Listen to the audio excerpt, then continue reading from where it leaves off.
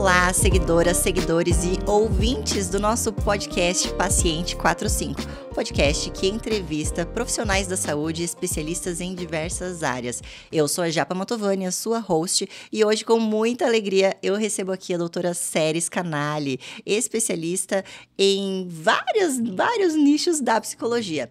Hoje nós a recebemos aqui em uma data super especial e simbólica. Hoje é dia 6/9, estamos gravando o podcast no dia em que se comemora o Dia Internacional do Sexo. E a especialidade da doutora Seres tem tudo a ver com esse ramo, ou melhor, as especialidades. Afinal, esse currículo, além de super admirável, é também super completo, né? Seja bem-vinda, Seres. Obrigada, Japa. É um prazer estar aqui contigo. Obrigada, eu fiquei tão feliz de você aceitar o nosso convite. Eu achei que a sua agenda fosse ser bem mais difícil. A gente teve que esperar quase 2 meses para conseguir o horário para fazer a entrevista contigo, mas eu pensei, vou falar com ela agora, talvez com sorte eu consiga um horário para a segunda temporada.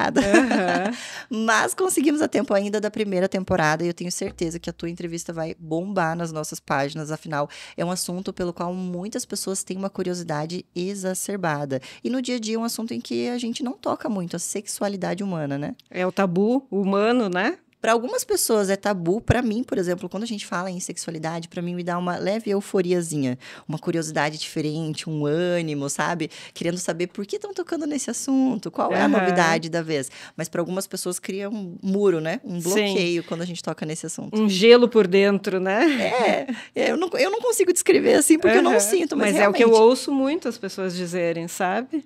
Dá um friozinho. Um congelamento, um apavoramento até. Sério, olha só que interessante.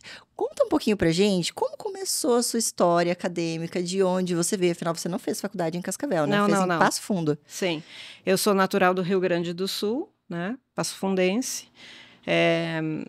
Decidi lá no segundo grau, na época, fazer medicina. Não passei. Naquele inteirinho, meu pai, que tinha uma empresa, disse, então faça administração de empresas. Uhum. Aí eu fiz administração de empresas. Primeiro ano, segundo ano, terceiro ano. Quando eu cheguei no segundo ano, eu disse, eu não tenho nada a ver com esse curso. Aí eu disse para o meu pai, eu vou fazer psicologia, mas fique tranquilo, eu vou levar as duas juntas. Então, eu passava praticamente todo o dia, de todos os dias da semana, na universidade, com os livros de psicologia e com os livros de administração de empresas. No meio e no decorrer, eu ia para a aula de administração, abria os livros de psicologia e ficava estudando, né?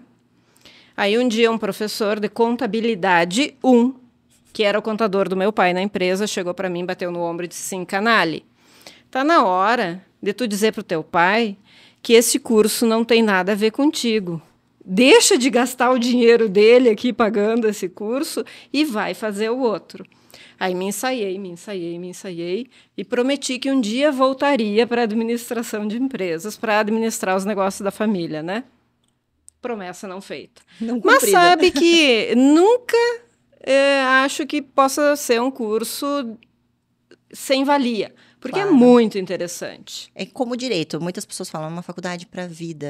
Não importa o que você vai fazer depois, em que ramo você vai trabalhar, utiliza o conhecimento, né? O direito e a administração, nunca é demais saber. E aí, felizmente, né, fui liberada do ônus naquele momento da administração e me larguei de todo, de corpo e alma, dentro da psicologia. Isso no primeiro ano da psicologia? Já no primeiro ano e no segundo e meio da administração, né?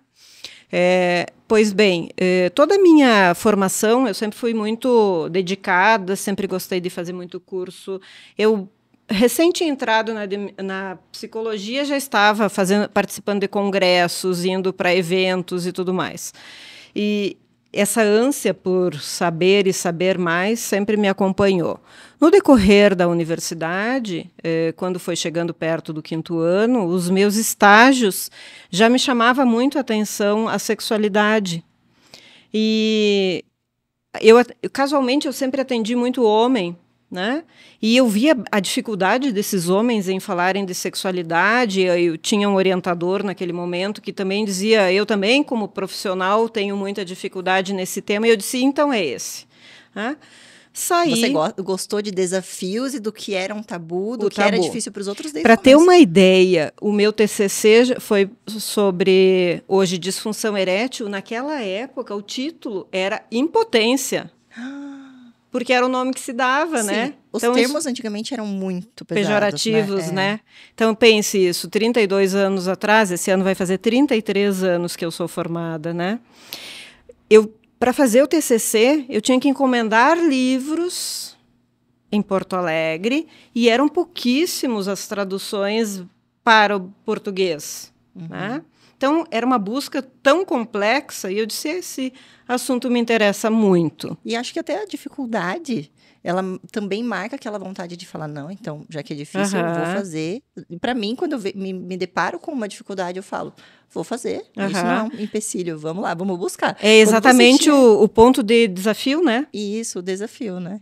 E aí, eu tinha 2 amores, né? Ou eu iria para essa área, ou eu iria para a área de investigação forense, que eu já gostava naquele momento. Na psicologia.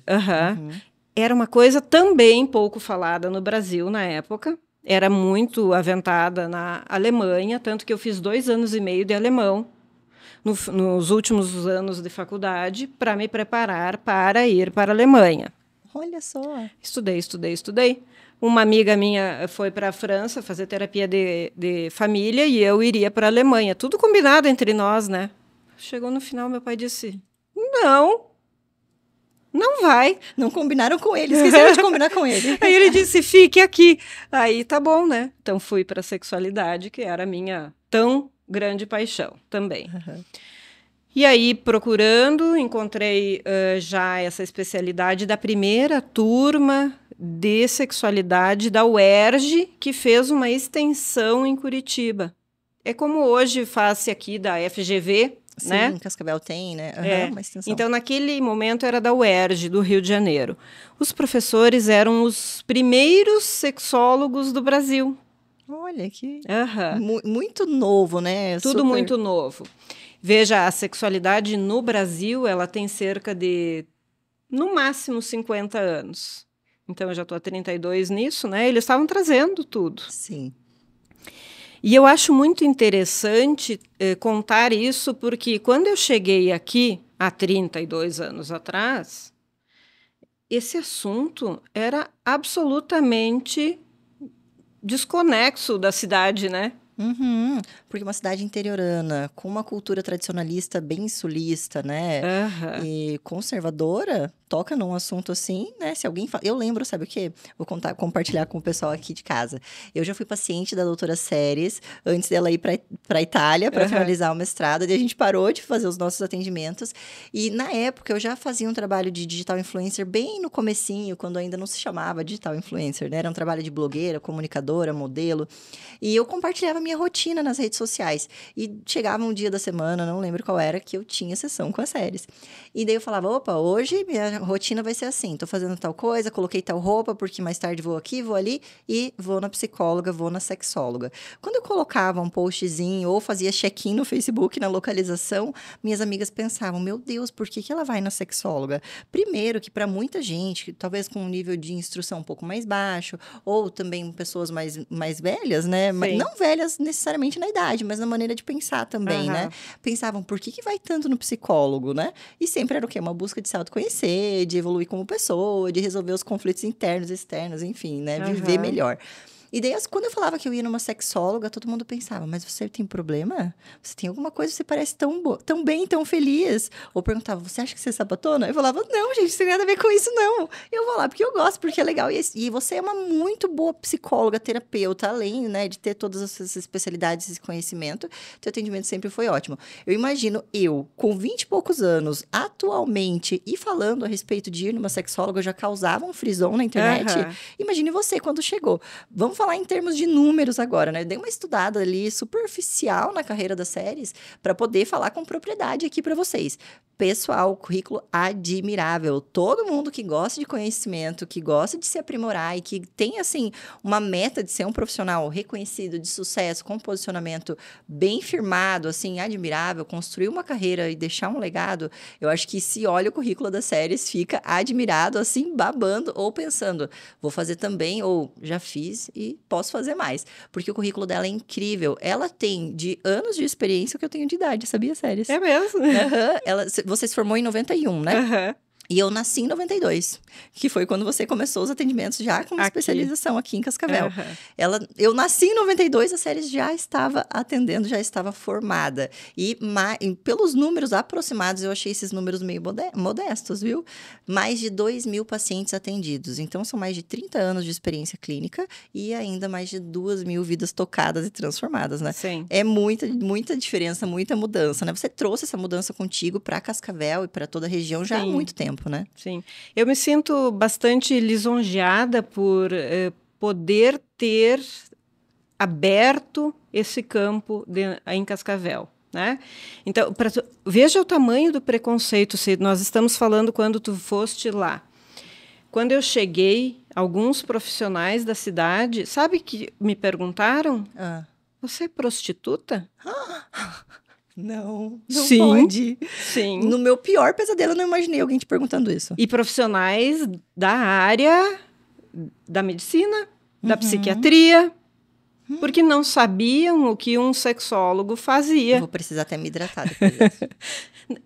Eu me chocava quando eu ouvia essas coisas, né? E eu dizia, Imagina, onde eu vim parar?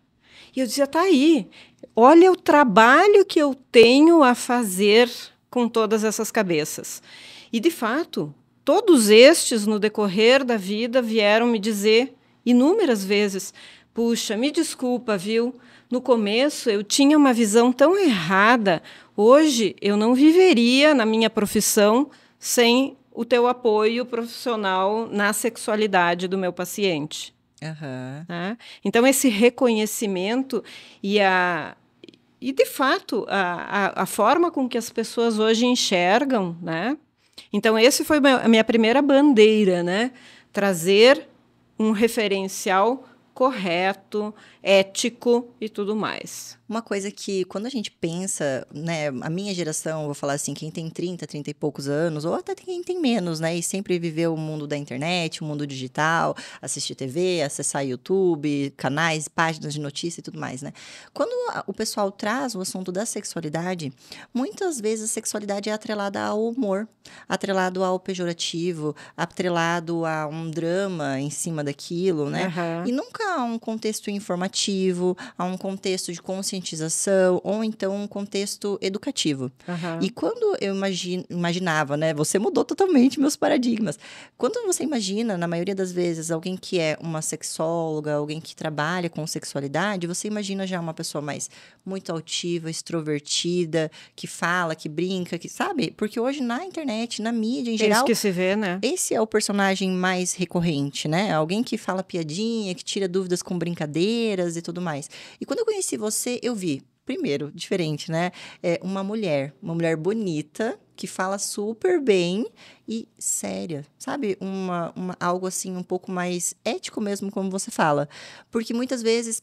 aquela brincadeira, aquela leveza como o assunto é conduzido, por um lado é bem construtivo, porque derruba aquele bloqueio que a pessoa tá, sabe aquele muro, aquela segurança que a pessoa construiu para não tocar no assunto. Pode ser que quebre o gelo esse tipo de atitude, mas por um outro lado também às vezes não se dá a importância educacional ou de conscientização que poderia ter aquele assunto, né? E você faz isso muito bem. Ao mesmo tempo que você é leve, aborda o assunto, deixa a pessoa à vontade, também trabalha com um limite ali de seriedade, de vamos tratar esse assunto como E foi justamente clínico. Por esse viés de que esses profissionais me disseram, né? Isso é meu, obviamente, que eu construí essa pessoa que trabalha um pouco do humor e um pouco da seriedade. Porque se eu cair demais no humor, isso que eles pensavam poderia se confirmar. essa pessoa é meio safada. meio vulgar. Exatamente. Porque a sexualidade e a vulgaridade são primas irmãs, né? As pessoas rapidamente rotulam. Viram a chavinha. Né? Por exemplo, a gente tem estereótipos, né? Se vê uma mulher muito assim, não vai dizer, nossa, que feliz que ela está com a sua sexualidade. Vai dizer que vulgar essa pessoa. Tá oferecida.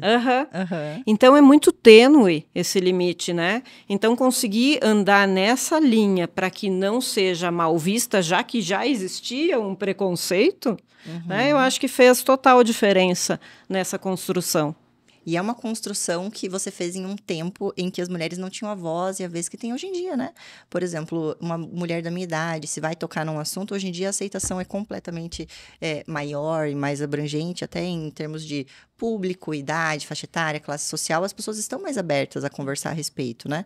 Mas na época em que você fez isso lá atrás, não era bem assim. Eu acho que você deve ter algumas histórias que você possa compartilhar com a gente a respeito de quais, assim, além dessas perguntas super indiscretas, alguns momentos você teve que se olhar e falar assim, é por aqui que eu vou, para conseguir me posicionar profissionalmente, né? Para você conseguir conquistar esse espaço que você ocupa hoje. Teve momentos em que você olhou na carreira e falou, ó, essa decisão, vou fazer assim de agora em diante, e hoje, olhando para trás, você vê que foi assertivo, assim, no posicionamento como especialista em sexualidade? Eu acho que sim.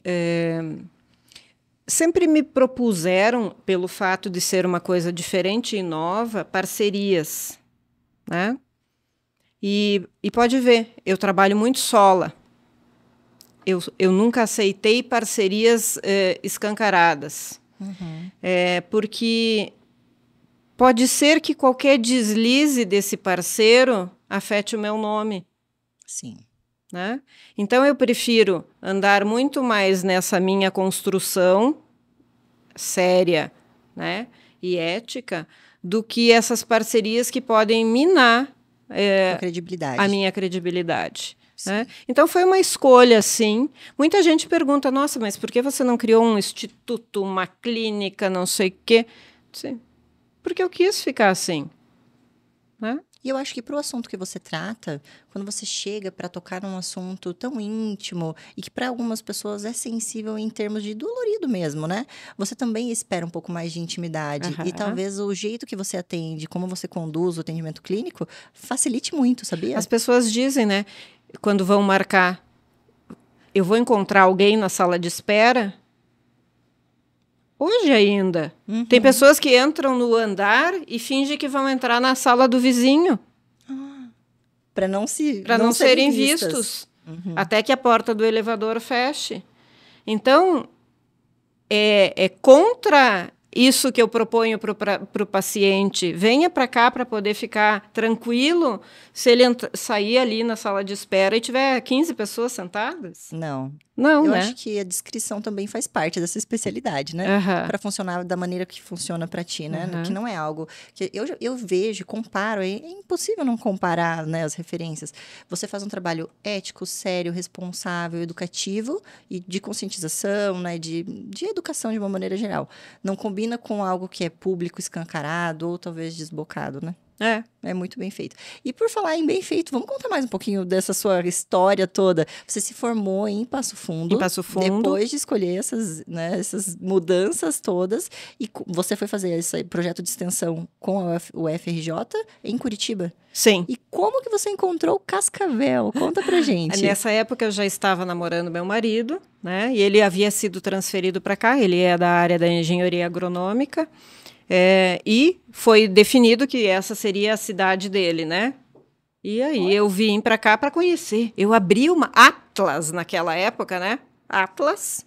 Onde fica Cascavel? Onde eu vou parar? Já estava no mapa. Ah, maravilha. Era bem... Já tinha sido até emancipada. E aí fui me inteirar da cidade, vim algumas vezes para cá, e daí daqui já fui para Curitiba e comecei esse trâmite, né? Quando eu concluí a sexologia, então, pós-graduação em sexualidade humana. A sexualidade humana, ela é um mundo muito grande, né? Porque ela compreende desde a educação sexual, né? A sexualidade normal e as disfunções sexuais. Obviamente, pela sexualidade normal, a gente está dizendo, alguém vai lá para dizer que está tudo certo, que a transa está boa? Não, né? Alguém vai lá porque entrou no campo das disfunções sexuais ou na questão da educação sexual de filhos. Né? Essa foi daí a minha segunda pós-graduação. Do meu currículo de 10 pós-graduações, né? Tem umas que eu nem publico. A segunda pós-graduação, apesar de já ter embasamento forte sobre isso, foi sobre educação sexual mesmo. E eu vou te dizer que essa é a minha bandeira até hoje. E eu ainda acho, depois de 30 e tantos anos, que é relegado a nada a educação sexual dos adolescentes e pré-adolescentes. Porque se presume muito dentro das famílias que, como eles sabem bastante a respeito de vários assuntos... Não precisa dizer nada. Sabem muito a respeito disso, não é?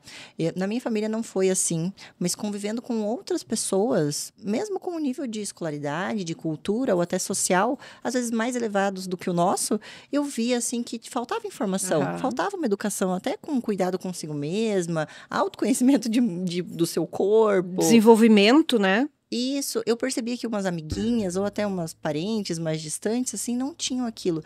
Para mim era tão difícil acreditar que as pessoas não eram educadas, ensinadas a respeito disso, sabe? Porque eu fui. Mas quando a gente olha num panorama a nível mundial, de outras culturas, de outros lugares, o quanto isso poderia mudar a humanidade para melhor. Isso pensando macro. Mas se a gente pensar micro, na nossa cidade mesmo, tem muito a ser feito em termos de educação, né? Eu vi nas tuas redes sociais uma frase, eu vou ter que olhar aqui, que eu achei muito interessante.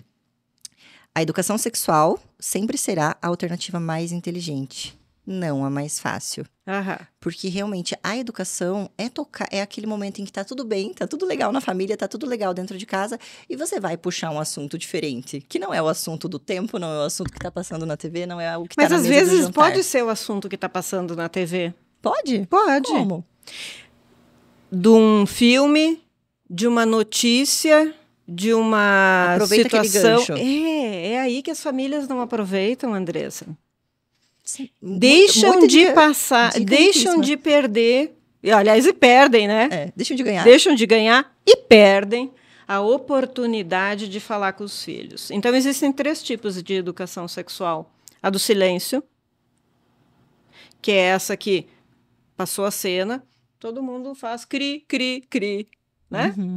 Antigamente, na minha época, a mãe dizia, fecha os olhos, né?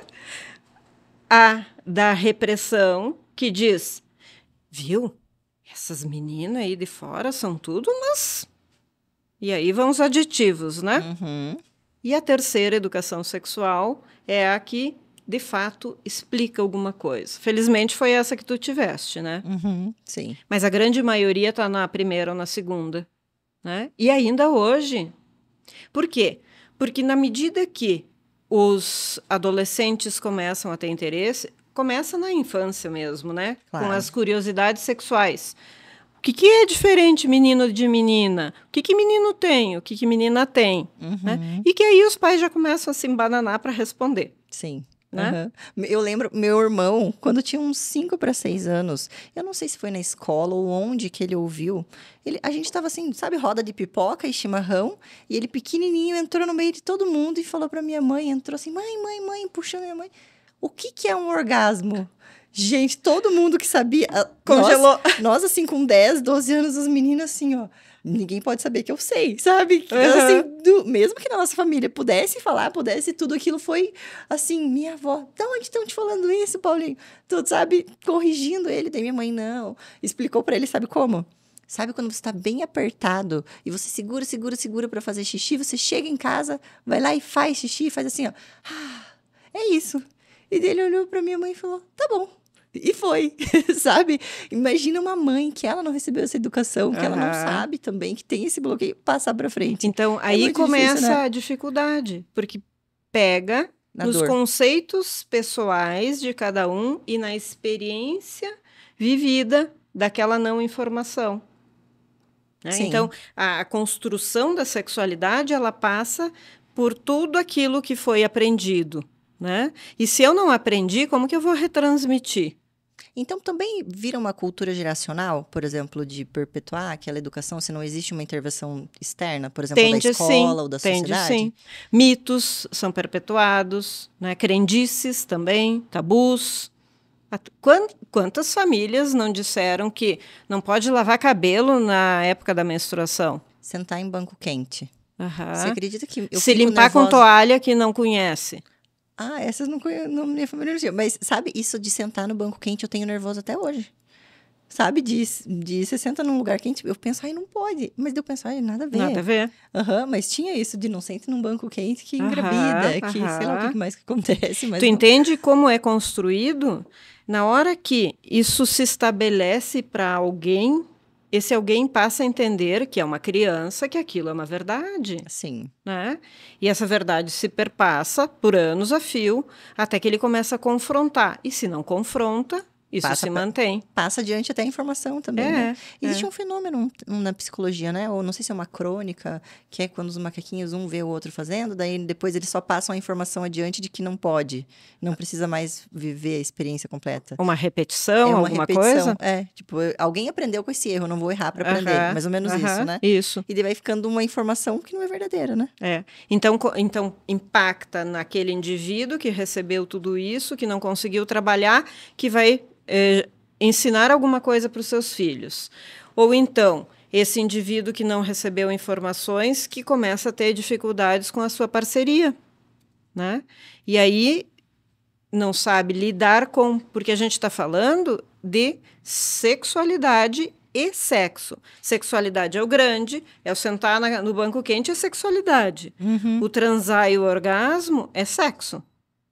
É uma parte menor, desse mundo de informações, né? Então, o tabu, ele é da sexualidade e do sexo, né? Na sua experiência, assim, as duas coisas são nocivas, né?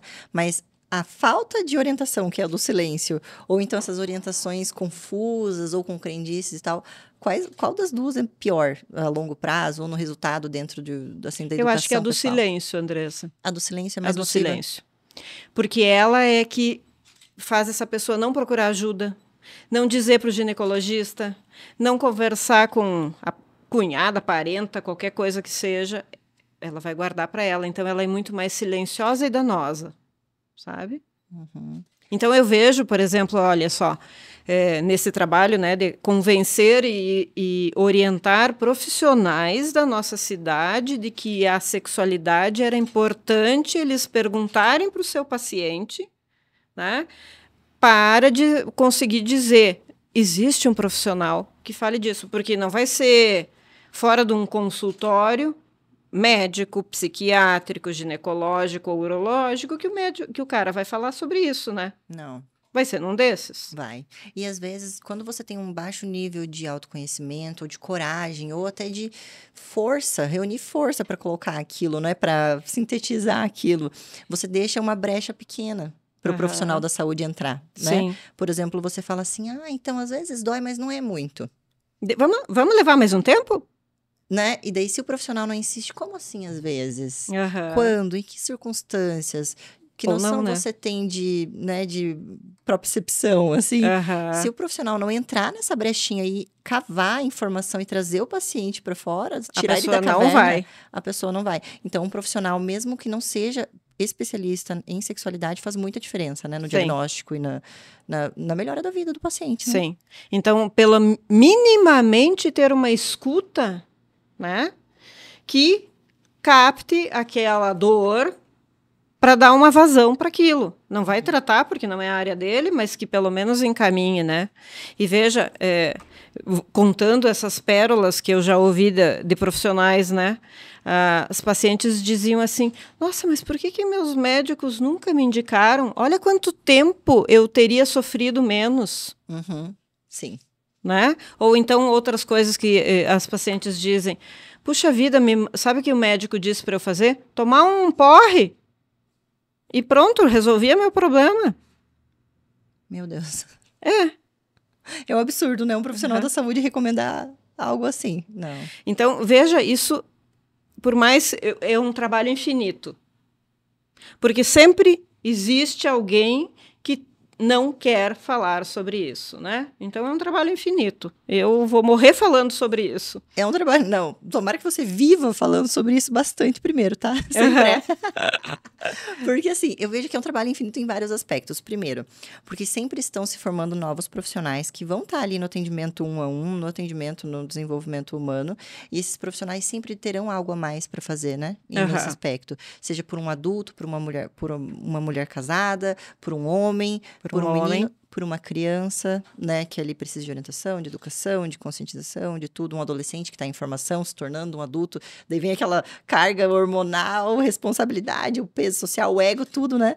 Então, tem que não delegar, né, para internet que resolva o problema dos filhos, que responda à dúvida deles, porque quando a gente fala com um filho sobre sexualidade, obviamente não passando os limites, né? Invasão. Não, e não passando crença em cima disso, claro, de tabus, né? Informação. Sendo correto na informação. Sabe o que faz-se com isso? Cria-se vínculo. Né? Assim como um casal, quando começa a falar da sua sexualidade, porque não falam, né? Cria vínculos. Cria saberes um do outro. Como é isso para você? De que jeito é melhor? O que desperta o seu desejo? Quem que pergunta isso? Tem um post que vai ser reeditado, que são 20 perguntas que você precisa fazer sobre sexualidade para o seu parceiro. E são perguntas do todo da sexualidade, né, que as pessoas tendem a não conhecer. Né? Então, nessa sequência, veja, veio a sexualidade, depois a educação sexual, né? Aí eu comecei a perceber que a terapia de casal precisava acontecer, né? E aí veio a terapia de casal. A especialidade, né? Sim, mais uma pós-graduação, né? Depois a terapia familiar sistêmica, que eu nem falo dela, mas me serviu pela terapia do conjunto, né? Entender o funcionamento da família. Porque a sexualidade, ela está em todos os meandros dessa família. E todo momento. E essas pessoas passam a vida sem falar dela. E a família se forma a partir disso, né? O casal, filhos e tudo mais está embebido nesse assunto, né? E como é difícil para algumas pessoas falarem, né? Mas eu percebo até, você falou que o silêncio é muito, né, muito nocivo, né? A não educação. Mas a gente tem que ter também um termômetrozinho legal para não ser invasivo, né? Para não falar, para não escancarar isso. Porque existe um valor também nisso de ser íntimo, de ser pessoal, de ser algo que você compartilha com poucas pessoas, que não é todo mundo que sabe, sabe? Isso também tem... O preservar-se, né? E esperar o momento da fala, né? O momento em que o filho, o adolescente, o marido, a esposa, tá pronto para pisar nesse terreno onde ninguém pisa. Sim, né? Existe o dia de ir lá naquele lugar. É arenoso sempre, né? É pantanoso, mas ele vai se solidificando à medida que existe o início, sabe? É muito bonito isso, ver nos casais que partem muitas vezes do nada, do zero, e constroem ou reconstroem, porque se chegou no meu consultório é porque já... Tá meio ali capengando. Relacionalmente, né? Reconstroem os valores daquilo tudo e a sua sexualidade. É muito bonito ver isso. E uma coisa que é muito importante quando a gente pensa em sexualidade, não sei se eu vou falar certo a respeito disso, mas é uma visão pessoal, né? Eu sou leiga. Mas assim, quando a gente fala em sexualidade, eu imagino que a sexualidade você não viva sozinho, né? Que seja algo, ou a 2, ou a 3, eu não sei quantas a pessoa quiser, quantos né? O quiser. Solteiro, quantos quiser. Pode ser sozinho também. Pode ser sozinho também a sexualidade? Claro. Olha, pra mim, eu sempre imagino, tipo, sexualidade como uma coisa que você faz com alguém, sente por alguém, né? Ou, enfim, nesse conjunto de A masturbação é um ato de sexualidade e é individual. Eu ia dizer que era meio que autoconhecimento, assim. Mas ela é um ato individual. Individual, né? Mas quando a pessoa tá bem com ela, se autoconhece, as chances de ter sucesso num relacionamento, seja, né, sexual, principalmente, é muito maior. Então, é importante a gente trabalhar a sexualidade, pensar na sexualidade, né? Paciente, profissional da saúde, tudo. Pensar assim. Ele é um pilar, né?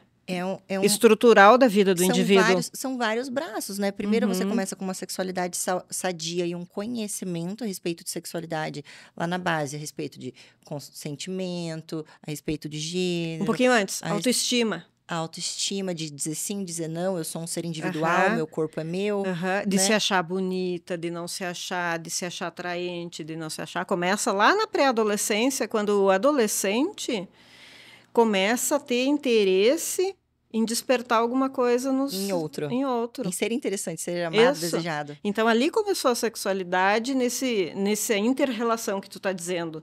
Nesse desenvolvimento com o mundo exógeno, né? Isso. Então, é uma coisa que vem construindo desde pequenininho, né, na autoestima e tudo mais, daí chega um ponto em que você vai para o mundo exterior, né? Isso. Vai ali se relacionar com um, com o outro. Saudável, a pessoa tem muito mais chances de encontrar outra pessoa saudável, desejar outra pessoa saudável, e daí construir uma vida sexual saudável, né? Sim. E isso começa muito na base, né? Você fala isso sobre educação, que é uma bandeira sua. Tem tantos meios de educar hoje na sociedade, como está sendo organizada a educação, como está sendo organizada. Na tua opinião, com a tua experiência, como você acha que é a melhor maneira de educar e de implementar essas educações, essas conscientizações? Olha, eu vou contar uma experiência vivida por alguns anos aqui na cidade. Então, esta jovem, né, com essa bandeira da educação sexual, foi bater nas escolas. Vamos começar a trabalhar a educação sexual. Lá veio o carrinho dos preconceitos, né? Sim, todos eles, tal, e tudo mais. Passaram-se alguns anos, não colou, né?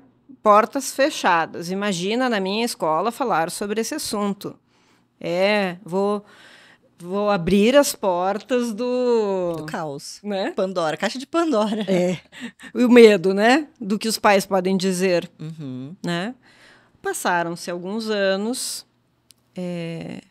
uma escola daqui me chama, diz assim, viu? Agora eu acho que a gente já está maduro para isso. Vem aqui para nós, vamos fazer uma palestra inicial. Mas o professor tal, o irmão tal, a freira tal, né? Vão ficar na sala. De olho.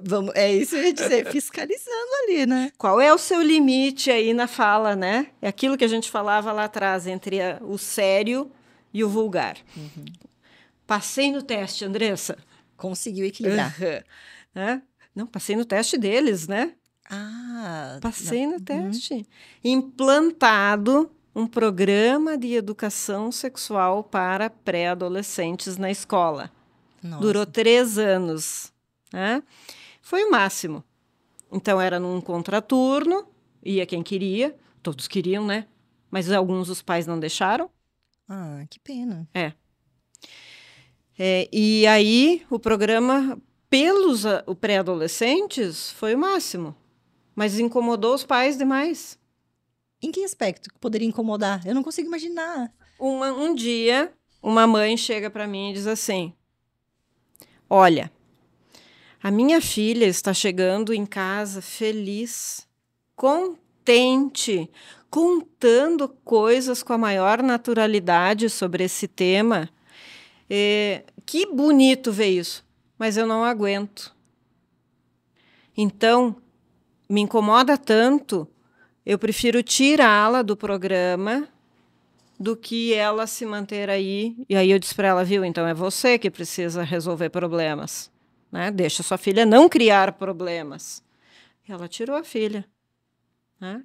E assim, vários pais diziam, eu não sei o que fazer com meu filho e minha filha, que estão falando abertamente desse tema dentro de casa. Então, de novo a gente pensa, onde está o problema? Desses que fogem, dos que não falam, dos que tentam maquiar, né? Inventar uma historinha. E aí o programa, depois de 3 anos, no revés da molecada, né? Foi extinto. Porque os pais pediram para os professores que, está muito desconfortável esse negócio. E os professores, já convencidos, diziam assim, essa turma que está fazendo é a melhor turma, porque parou pegação no banheiro, parou aquelas coisas que aconteciam, às vezes, de mau tom, né? entre meninos e meninas, porque eles estão conscientes, né? Assim, educados. Satisfeitos e orientados. E muito das coisas, dos acontecimentos ruins que acontecem na adolescência, na pré-adolescência, ou até no começo da vida adulta já, né? Também é curiosidade, né? Claro, a curiosidade que deu errado e o gato morreu de curioso, sabe? Como é que caiu do telhado, né? Sabe? Aquela curiosidade que deu onde não era para ter dado? Pode acontecer também pela falta de educação, claro, né? que sim. Né? Porque o impulso está ali, a curiosidade está ali. Onde que eu vou resolver isso? Na primeira brecha que der, né? No banheiro da escola. E pode ser que não seja melhor. Se eu souber, eu não vou lá. Né? Então, os professores tentavam argumentar com os pais. Olha, está sendo ótimo. Parou aquela encheção de saco na aula dos meninos querer puxar sutiã. A calça das meninas, o sutiã, né? Mandar bilhete, às vezes de mau tom também. Parou tudo. Não convenceu. Ah, que pena. Pena. Quem perde? Peguei a malinha, né? Voltei e prossegui minha vida com outros trabalhos. Então, eu digo isso. Isso já fazem 15 anos. Nossa, mas também sérias, você foi querer lançar a brabíssima lá atrás, né? 15 anos atrás tu fez isso. Eu achei que tu tinha feito agora, 5, 8 anos atrás. 15 anos. 15. Gente, eu queria entrevistar uma dessas adolescentes aí que você conseguiu trazer e educar. Tu sabe que eles guardam o material que a gente produzia? Porque tinha dinâmica, tinha palestra, tinha vídeo, tinha de 15 tudo. anos, elas já devem ser mães agora. Não, estão beirando aí os 30, mais ou menos. Mas tinham 10, 11, 10 anos por aí. Porque daí já transmite a educação para a próxima geração muito diferente, né? Tem uns que eu encontro ainda hoje, uns já são médicos, né? Outros já são advogados e tudo mais. Até hoje eu encontro essa molecada e dizer assim, eu ainda guardo aquele caderninho de conclusão que a gente fez, porque daí eu tinha uma dinâmica lá para concluir, que era para contar tudo que tinha sido de legal, tudo que tinha trazido de bom para a sua vida, né? E eles dizem, ainda guardo aquilo com o maior carinho, porque eu quero mostrar para o meu filho um dia. Nossa, esses eu tenho certeza que farão diferente, sabe? Mas não é a média, né? Não é a média. Mas eu vejo assim, o quanto uma coisa tem importância quando você olha para 5 anos atrás, para 10 anos atrás, ou quando você pensa 5 anos adiante, 10 anos adiante, você percebe que aquilo ainda vai fazer diferença, né? A educação sexual é algo que, se você pensar a qualquer momento da vida, o que a gente aprender hoje, o que a gente mudar e evoluir hoje, daqui 5 anos vai estar fazendo diferença positiva ou negativamente. Se você também não estiver saudável, a tendência é progredir nisso, né? Uma progressão. E o quanto transforma essa fase da educação? Trazendo de 15 anos para agora, tem alguma coisa que você está fazendo de especial agora aí para contar para a gente em relação a esses termos de educação, conscientização e tudo mais? Eu até gosto de ressaltar, foi notícia na mídia, né, e no Instagram, um evento feito numa escola, que daí veio uma música funk e pessoas sem qualificação para trabalhar educação sexual. Né? E aí, depois, se os ouvintes aí quiserem procurar, vão achar, porque é notícia da semana passada, né? A tal do cavalo no cio.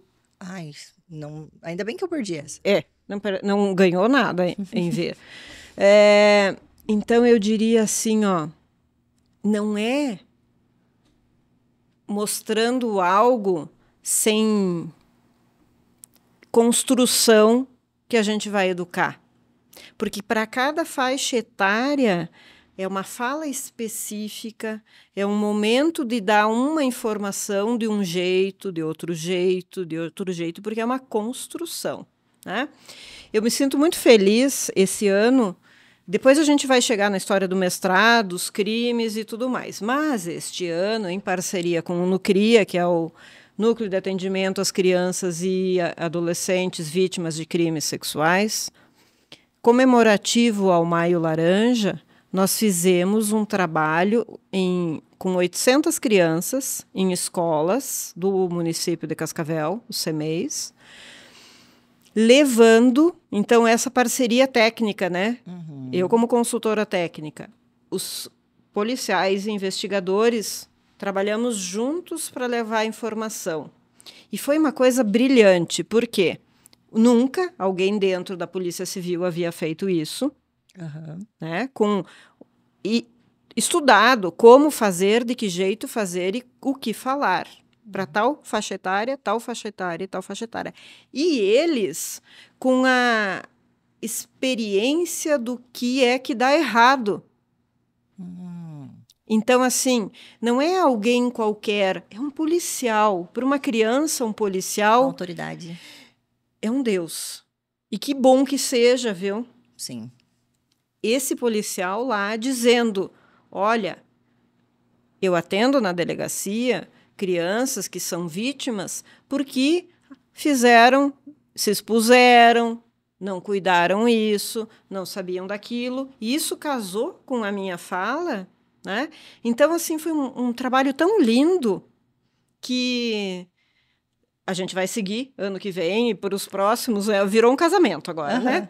Porque deu muito certo. 2 entidades que falam dos seus lugares importantes de fala e corretos, sabe? Ponto.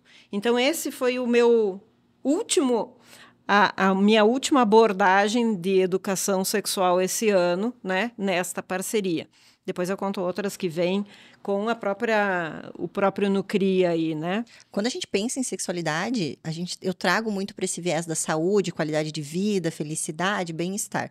Mas anda também ali, paralelo a isso, um submundo. Sim. Né, em termos de sexualidade. Um submundo que a gente não considera pensando a primeiro momento, né? Quem vive mais... uma pessoa comum, né? Não vê. O arquétipo da pessoa normal, a pessoa comum não vê que isso existe. Mas existe, né? E ainda mais com o advento de internet, de rede social, o acesso de uma pessoa muito fácil a outra pessoa desconhecida, à distância. Sim, então tudo é o cyberbullying que a gente está falando, a cyberpedofilia. Tudo isso. É um submundo. E isso também virou uma especialidade sua, né? Sim. Na verdade, o teu mestrado é na Itália a respeito de crimes sexuais, né? Sim, então deixa eu seguir a cronologia, né? Educação sexual, terapia de casal, terapia familiar, aí psicanálise, né? Todos me constituem enquanto ser pensante, né? E esse foco da sexualidade, porque a psicanálise fala de sexualidade o tempo inteiro, porque nós somos essa sexualidade, né? E o que a gente faz com ela? Depois, ela nessas várias interações, né? No decorrer dessa carreira, muitos advogados, trabalhando com crimes sexuais, não sabiam o que fazer, né? E começaram a me pedir suporte. Né? Viu? O que eu faço com isso aí? Né? Primeira coisa que eu disse, não sei, vou estudar. Aí eu entrei para psicologia jurídica. Né? Que a psicologia jurídica é um braço, dentre tantos que a psicologia tem. Né? Então, o psicólogo clínico não tem nada a ver com o psicólogo jurídico. São absolutamente diferentes os papéis. O psicólogo jurídico é esse que vai entender como este processo tramita e qual é a queixa de um lado, quem é vítima, quem é o acusado, e o que acontece ali para dizer e dar uma resposta para o juiz, né? Sim. Ou então para outra parte, né? No caso do assessor técnico. Aí, fazendo a psicologia jurídica, foi naquele momento que eu fui para a Itália para fazer minha cidadania. Eu fiquei morando 3 meses na Itália, né? Então, no processo de manhã, eu já fazia italiano. Naquele ano lá de 2018, eu comecei a fazer italiano. Eu fui fim de 2018.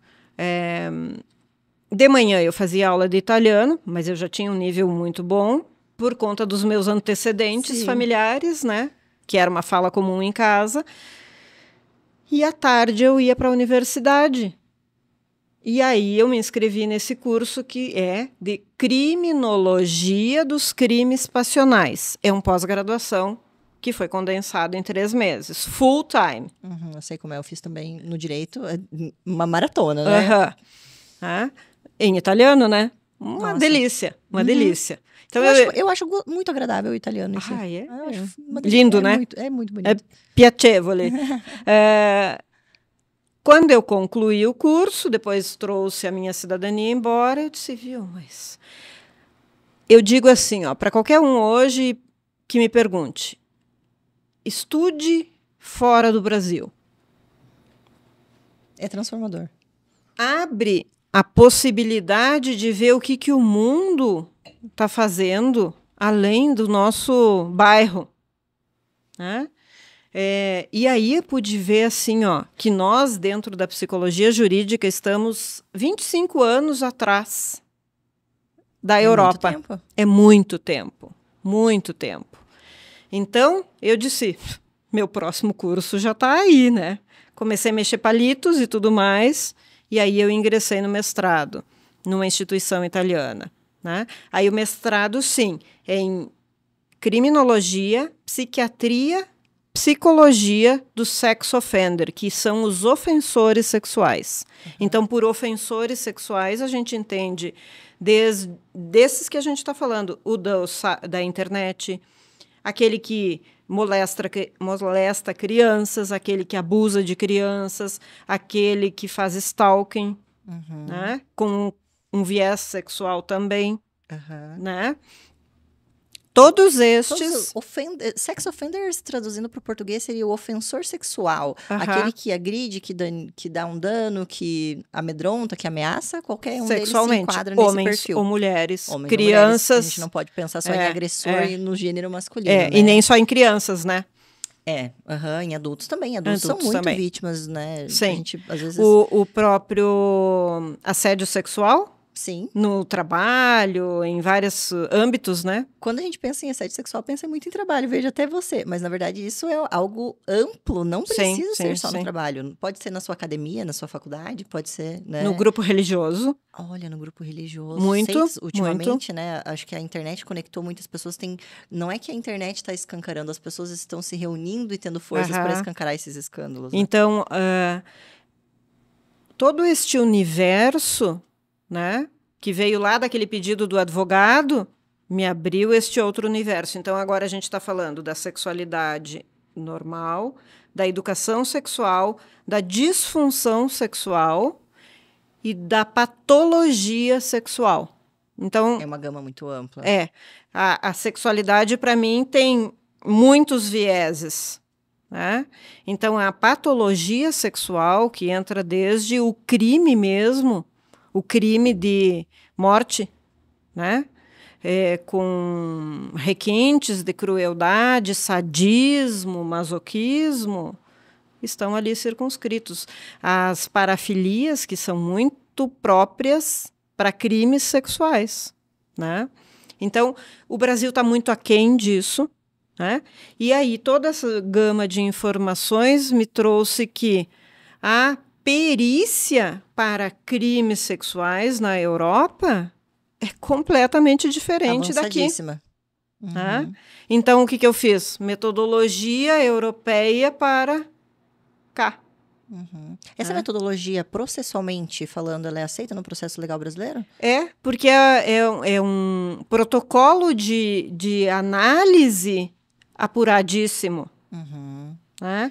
Por exemplo, na Itália, eles têm as tais line guidas, que são... Line guides, que são as guias, né, de condução. Minuciosas do que um perito deve fazer dentro de um processo. Não é como aqui que... faz ali intuitivamente, né? Então, essa metodologia serve hoje para que a gente possa fazer um trabalho minucioso com bibliografia que não existe aqui no Brasil ainda. Essa é a grande coisa. Por isso que eu digo, eles estão 25 anos na frente, né? A minha tutora da tese, a minha tese de mestrado é indicadores de falsas acusações de abuso sexual em casos de alienação parental. Olha, que curioso, específico, profundo, e se a gente for ver, infelizmente pode ser muito comum, né, séries? Muito comum. Muito comum. a alienação parental é um assunto, é um terreno... A gente pensa que ele é do tamanho do Paraná, ele é do tamanho da Rússia, né? Porque ele existe. E hoje, com as famílias cada vez mais se despedaçando e formando novas, isso é muito mais recorrente do que quando a família perpetuava, né? Sempre a mesma unidade familiar. O núcleo ali, né? Se mantinha. A alienação parental é uma doença do século XXI, né? É um problema muito... que exponencialmente cresceu recentemente. E aqui, a gente ainda fala pouco, né? Fala-se pouco, é um tabu seríssimo, né? Se você falar algo assim, eu acho até que quem sofre tem medo dessa palavra. Não só quem, por exemplo, nós que estamos alheios a isso, pensar em algo assim, para quem vive muito alheio, nem acredita que existe, né? Ou não faz ideia do quanto é prejudicial, né? Mas a pessoa que vive mais ou menos ali, consegue ter uma noção do que tem, às vezes é até um negócio difícil de você falar a respeito, né? Pensar que um pai ou uma mãe faz mal para o próprio filho. É um contexto de um desenvolvimento de patologia emocional. Claro, acreditar numa fantasia, né? Porque às vezes você fantasia uma coisa diferente. Ah, não, minha vida vai mudar porque eu vou ganhar na Mega Sena. Fantasia que um dia vai ficar, sei lá, que você é mais bonita. Ou fantasia que seria o melhor profissional. Tem várias fantasias que não tem nocividade nenhuma, mas fantasia a respeito de algo tão sério que chega a ser uma acusação... danifica muito o indivíduo, né? Não tem como voltar atrás, né? Não. É sem volta. É sem volta. Porque, assim, uma pessoa que é vítima de uma falsa acusação pode até ser inocentado, né? Mas recuperar aquilo tudo não recupera. Eu acompanhei aquela investigação da Brasil Paralelo, falando a respeito daquele caso Mariana Ferrer, sabe? Por exemplo. E não precisa dar sua opinião a respeito do caso, né? Também não vou formar opinião a respeito. Mas, assim, eu vendo aquilo, eu pensando... Não sei se é uma acusação justa ou injusta, mas o que eu sei é que não tem como voltar atrás se for injusta, né? Porque, e em qualquer caso, né? Porque é um assunto que as pessoas repudiam veementemente, né? Sim. E quando você é acusado, entre ser acusado e ser condenado, muita gente não faz distinção, né? Os efeitos sociais passam perto de seus mesmos, né? E aí a gente está falando desse braço que é o trabalho com no CRIA. Porque esses investigadores, se eles estiverem... vestidos pelo viés cognitivo de que toda a acusação que chega aqui é verdadeira... Perigosíssimo. É muito danoso. E é perigoso uma falsa acusação se tornar uma sentença, né? Não só uma sentença judicial, mas a gente sabe como funciona no Brasil, uma sentença bem pior, né? Uma pena capital para alguém que foi preso injustamente. Então, com esse trabalho de conseguir abrir os olhos para enxergarmos que nem tudo que reluz é ouro, né? Nem todas as histórias têm só um lado e que a gente precisa de uma metodologia mais assertiva para conseguir enxergar o outro lado. Então, passa por credibilidade, passa por avaliação de dano, né? Por veracidade, coisa que não existe no Brasil. Uma das tuas outras pós ali, de outras especializações que você tem também é a respeito da... Psicologia do testemunho. Psicologia do testemunho. É a última. Isso ajuda muito, né? Muito. É uma somatória de conhecimentos para chegar num poder. Vamos falar poder, não precisamos ser aqui, né, tímidos. Falar um poder de discernimento mesmo, de olhar para uma situação e conseguir tirar uma conclusão científica. Não é dedução, né? Não é conhecimento. Porque as perícias judiciais, assim, eu sou, né, para quem está nos assistindo aí, não me conhece ainda, de formação eu sou advogada. E as séries trabalhando com a perícia criminal é algo, assim, muito positivo para todos os aspectos, né?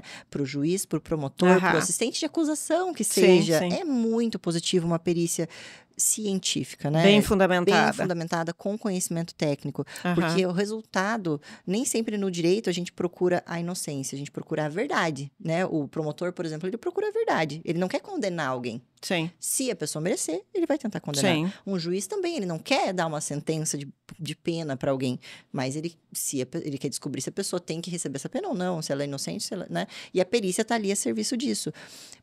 As pessoas sabem, já têm conhecimento, assim, no ramo que você está fazendo esse tipo de trabalho, ou é algo novo também? Porque você está aí muito cheio de novidade, né, Séries? Eu acho que sim, eu acho que... Até diria que eu tenho mais visibilidade fora daqui. Fora das câmeras. Fora, né? Porque aquilo, faz um trabalho para um advogado lá do Rio de Janeiro, ele indica o amigo dele e o amigo dele indica outro de Florianópolis. Então, assim, eu não sei se os daqui sabem tanto, e é bom que comecem a saber, né? Sim.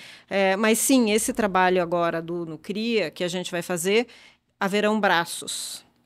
Né? Então, uma é instrumentalizar os investigadores com essa vislumbre mais claro sobre as coisas. O outro, os operadores do direito, né? Então, é uma parceria que a gente está estabelecendo, talvez entre a OAB aí, né? E por que não com as faculdades sérias? Talvez. Cascavel tem faculdades de direito, na modéstia à parte, boas, né? Eu né? me formei na Univel, sou fã da instituição, admiro muito, acho que conduzido com bastante seriedade.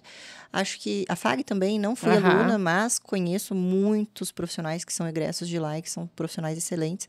Seria algo para a gente aprender na faculdade. A minha professora de psicologia forense foi a Caroline Buozzi, que ela foi muito boa, mas a gente não chegou a se aprofundar nesses temas que, por exemplo, hoje são importantíssimos para proteger a sociedade, para garantir, né, não cerceamento de direitos, ou então reparação, né, em casos em que acontece certos tipos de situações, né, assim, de agressão e de violação sexual. Não necessariamente física, mas internet e outros meios, né? Esse assunto cresceu muito nos últimos tempos, né? Da pandemia para cá, exponencialmente, né? Exponencialmente, acho que isso das pessoas ficarem dentro de casa muito também tem relação, né?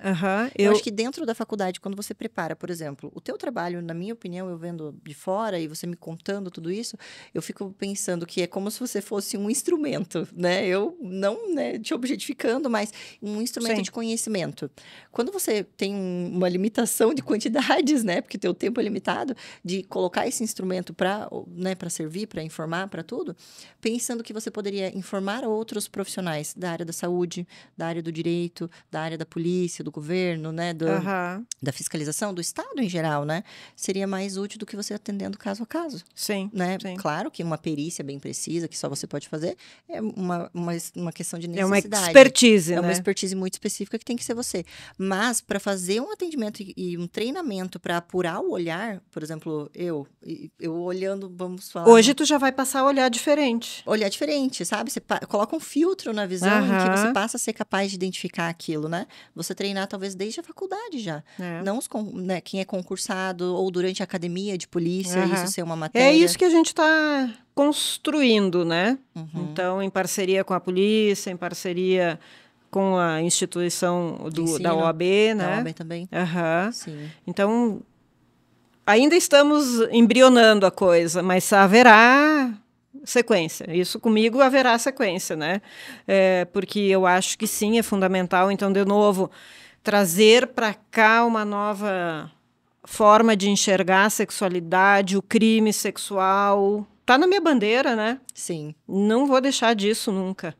Que maravilha. Sérias, aqui no nosso podcast a gente tem algumas tradições. Uma delas é perguntar qual foi o momento em que veio o start, em que você decidiu virar a especialista no ramo em que você atua. Essa pergunta você já deixou meio respondida.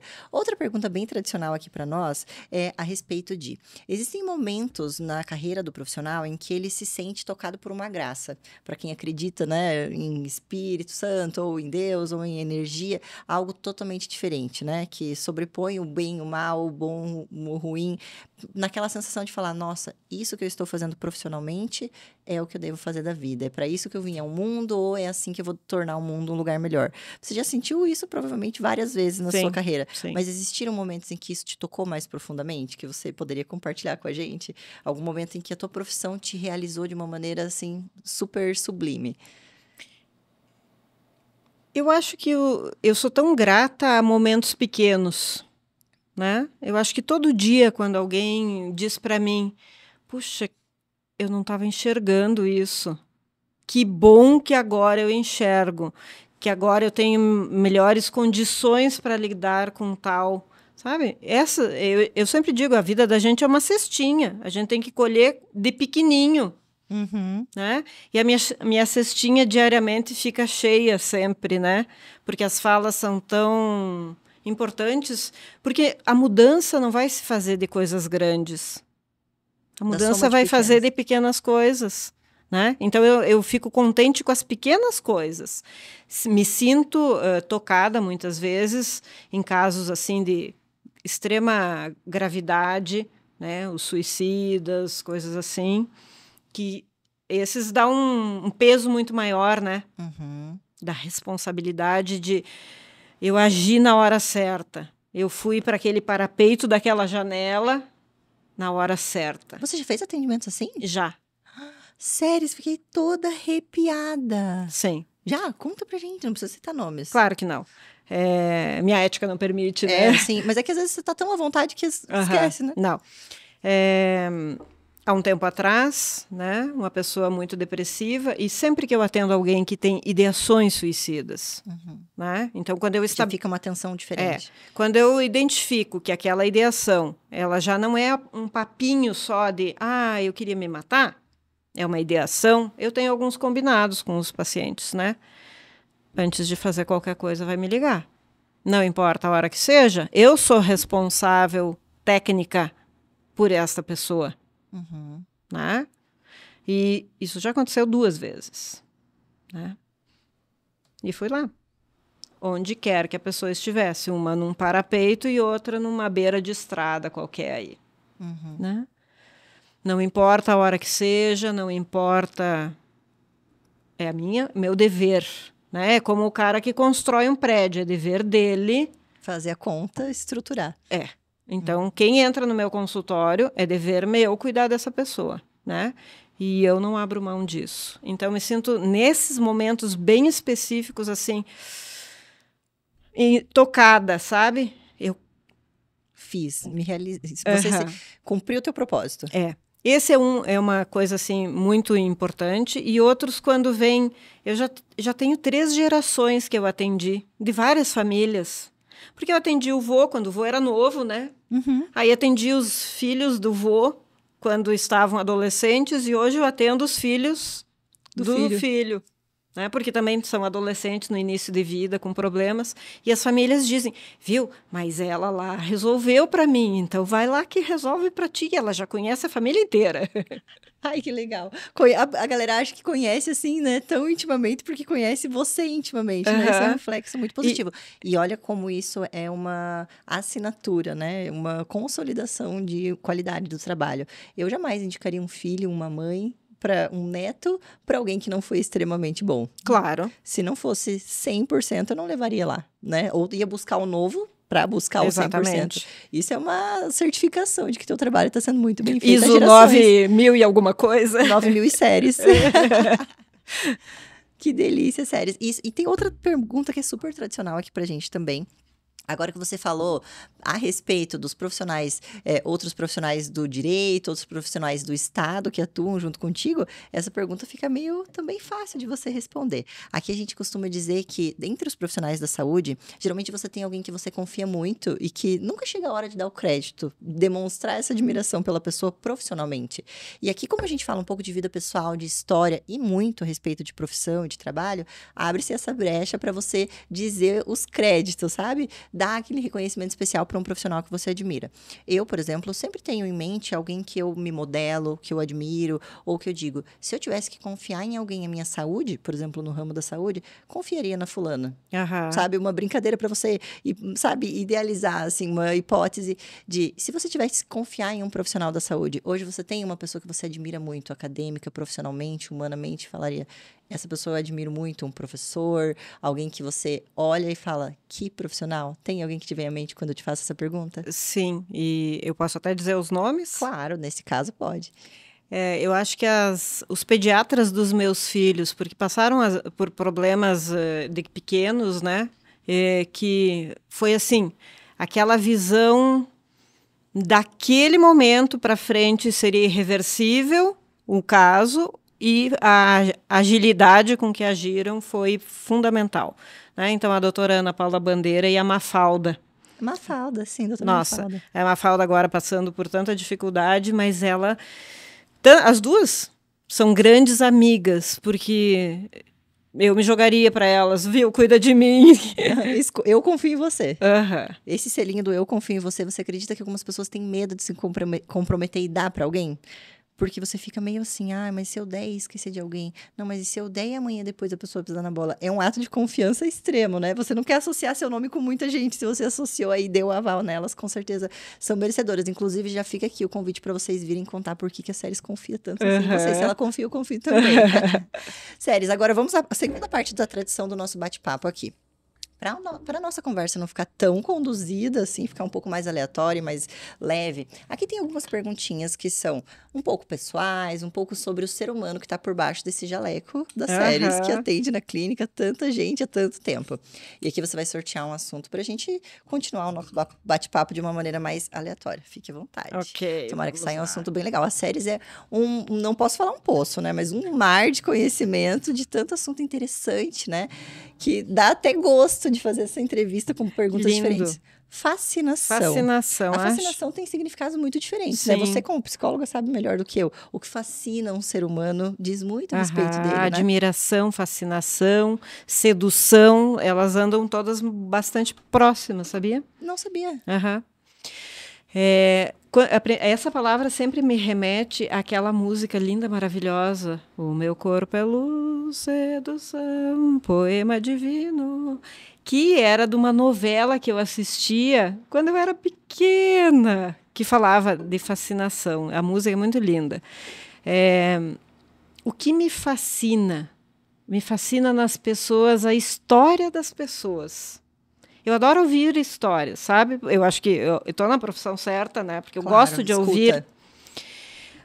Mas não é o ouvir por ouvir, e daí nessa hora não é o ouvir para analisar. É o ouvir para entender o que aquela pessoa fez com a vida dela, as escolhas que ela foi fazendo, como ela tomou decisões. Eu gosto tanto de saber como cada um se articula, se movimenta, sabe? Então, eu sou uma boa ouvinte sempre.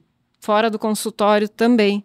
Eu gosto muito que as minhas amigas, que os meus conhecidos contem para mim coisas, porque eu gosto de ouvir pessoas. O Paciente 45 é muito sobre isso, porque hoje, quando a gente pensa em profissionais da área da saúde, existe muito espaço para marketing, para vender, mas pouco espaço para falar de si mesmo sem ser narcisista, sem ser, sabe, aquela pessoa que quer inflar o próprio ego e se achar um pouquinho.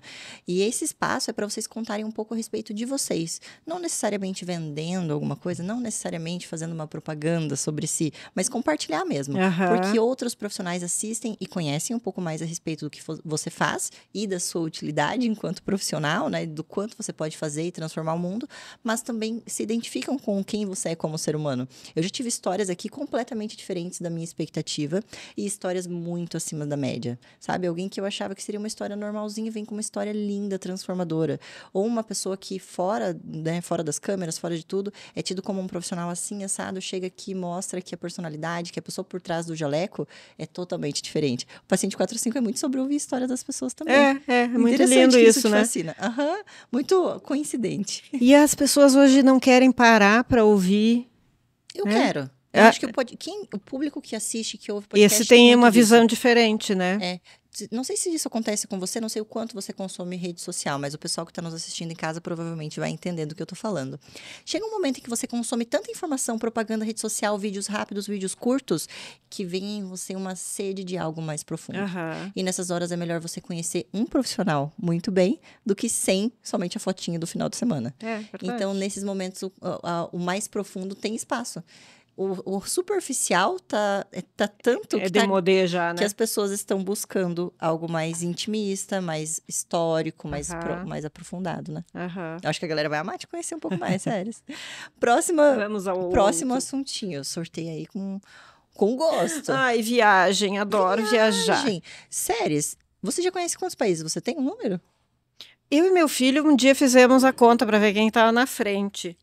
Disputa. Eu sou competitiva também, fico disputando com as pessoas. Eu acho que ele está com 20 e tantos e eu estou beirando os 20 por ali. Ai, que maravilha. E pelo que você me contou da sua história aqui, eu percebi uma curiosidade. Você me falou que você estudou alemão para ir para a Alemanha, não foi. Italiano você fala fluentemente, porque você teve até que defender a tese. Português, obviamente. Inglês também, para poder estudar as enciclopédias e tudo mais. Quantas línguas você fala no total? E faltou espanhol. Espanhol também?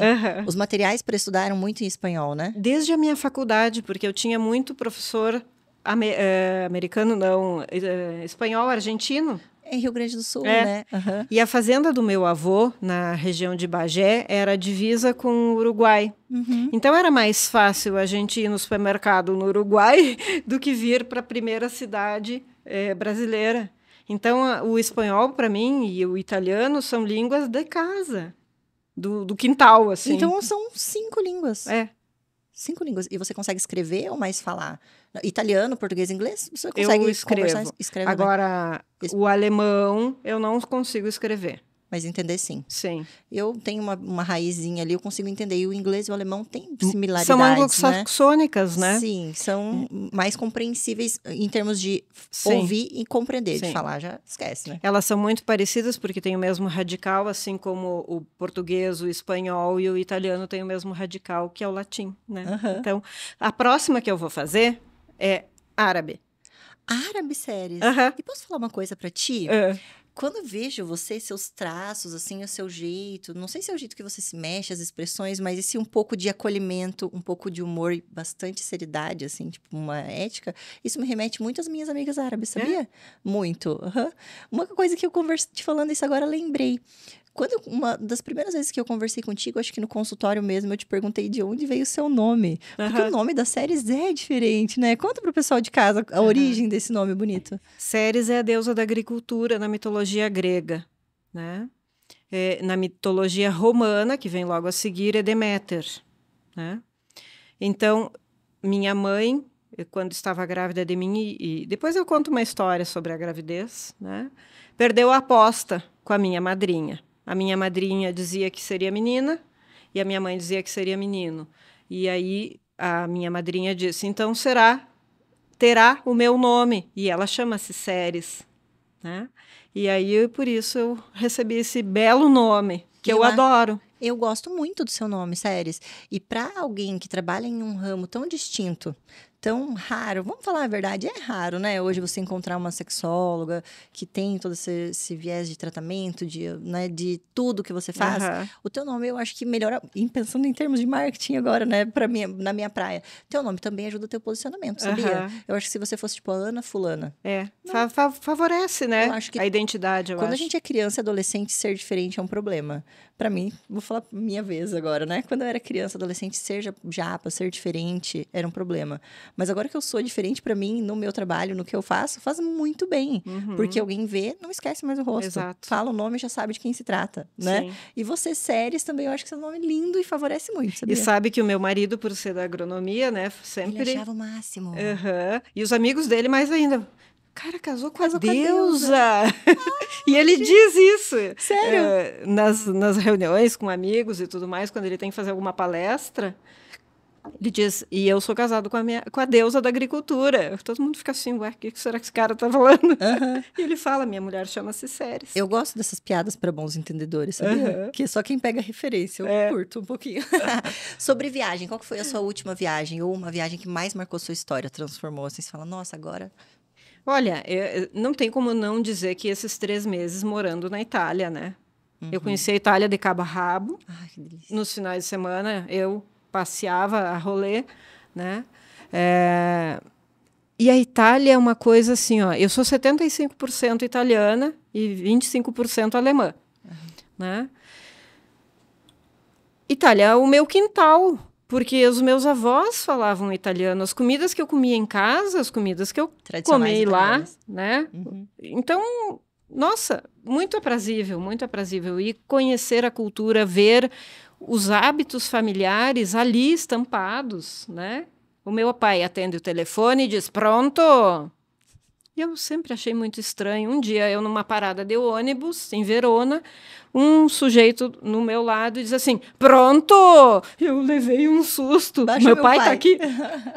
E eles falam assim, né? E sabe até teu biotipo, teu rosto, tua textura de pele muito italiana. Você é bem italiana. Eu não. No sobrenome, sim. No papel, sim. Mas na prática, acho que deve ter uns 15, 12... Não, 12,5% italiano. Então, é pouquíssimo, pouquíssimo. Mas também amo a cultura, o jeito, o altivo. E eu fiquei uma vez 30 dias na Itália, viajando de carro. Comecei por Milão, fui até... Não, comecei por Roma. Fui um pouquinho para baixo e depois subi até Milão e depois peguei o trem, devolvi o carro lá e peguei o trem na Suíça para fazer a Suíça. Gente, como é lindo. Eu não comia massa antes de ter ido nessa viagem para Itália. Eu tinha pavor de macarrão, pavor. Eu achava que macarrão era comida de preguiçoso, você acredita? A pessoa ficou com preguiça de fazer comida, fez um macarrão. E daí depois que eu fui nessa viagem, tinha rota lá, os restaurantes, os hotéis para conhecer e para ficar. E daí comecei a comer macarrão em um lugar, em outro. Chegou na metade da viagem, eu não tomava café. Almoçava um pouco mais cedo para comer um macarrão no brunch, metade café da manhã, metade almoço, e outro macarrão no meio da tarde e outro na janta. Ai, que delícia, né? Sim, delícia. E as pêntolas deles e tudo como eles fazem é muito diferente. E eu não tenho problema em lidar com essa meio que a galera fala grossura, que a galera fala rude, falam várias coisas, né? Eu não tenho problema em lidar com aquela objetividade deles, aquela bem naturalidade, assim, tá aqui. Quer? É assim. Você não sabe? Eu vou te servir, depois você vê se você gostou.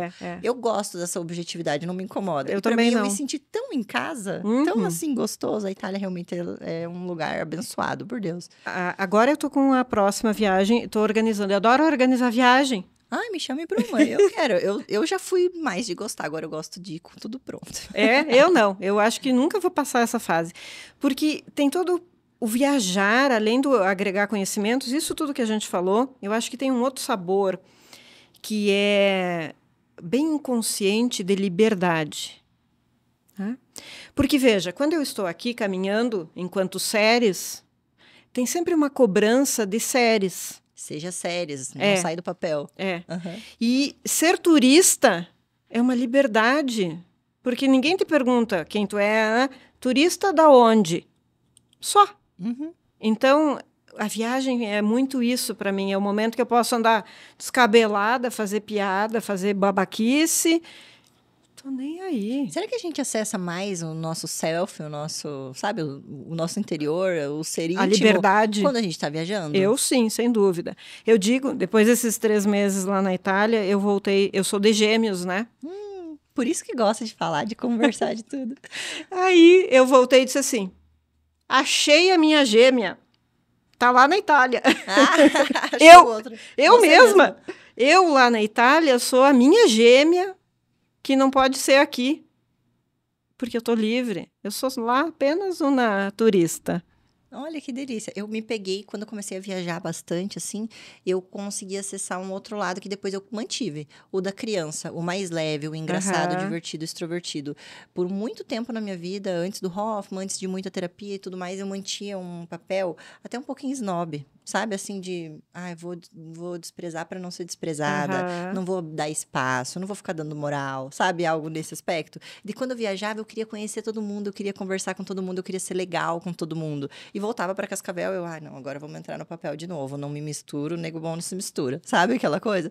E daí, depois, conforme eu fui viajando, eu não consegui mais separar essa personalidade de ser legal, ser leve, conversa, dar espaço para todo mundo, dar moral para todo mundo.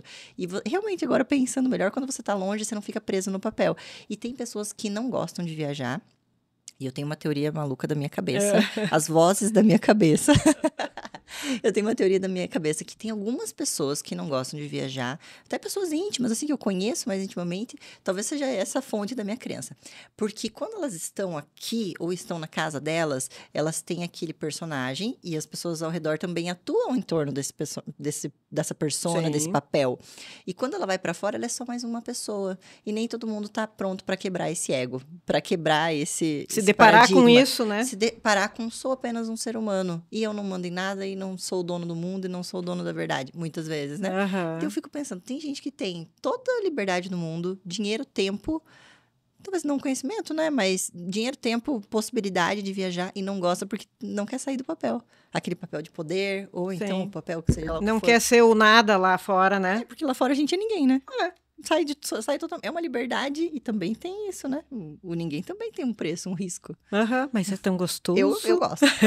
Esqueçam isso de não gostar de viajar. Pode me chamar que eu vou. A próxima viagem, agora, mês que vem. Eu vou para um congresso de direito penal e psicologia jurídica no México. México? Quando eu fiz o curso fora do Brasil, eu fiz na África do Sul, Direito Constitucional Comparado, com várias constituições, advogados e médicos, tinha médicos também das sauditas e do Irã na minha turma. A gente fazia os simpósios com a Constituição sendo comparada em diversos aspectos. Que legal. Dignidade da pessoa humana, propriedade, direito internacional, vários ramos, assim, direito constitucional comparado. E eu lembro como era rico comparar, sabe? Assim, por exemplo, no Brasil isso é lei. E alguém vinha e falava, não, isso não é garantia nenhuma. Aqui a gente leva assim, assim, assado. Simpósios e tudo mais, quando a gente vai para fora, agrega bastante, claro. né? O Brasil, a gente tem isso da não é súmula vinculante, da jurisprudência, que une um pouco, né, os tribunais, as regiões e tudo mais, mas ainda assim, quando você vai para um simpósio ou algo assim, acrescenta muito no currículo, né? Sim. Prático, não só no teórico, né? Então, esse vai ser, assim, para este momento, para todos esses projetos, vai ser perfeito, né? Aí a gente já dá uma esticadinha, vou ali para Bogotá, vou para o Panamá também. Vale muito.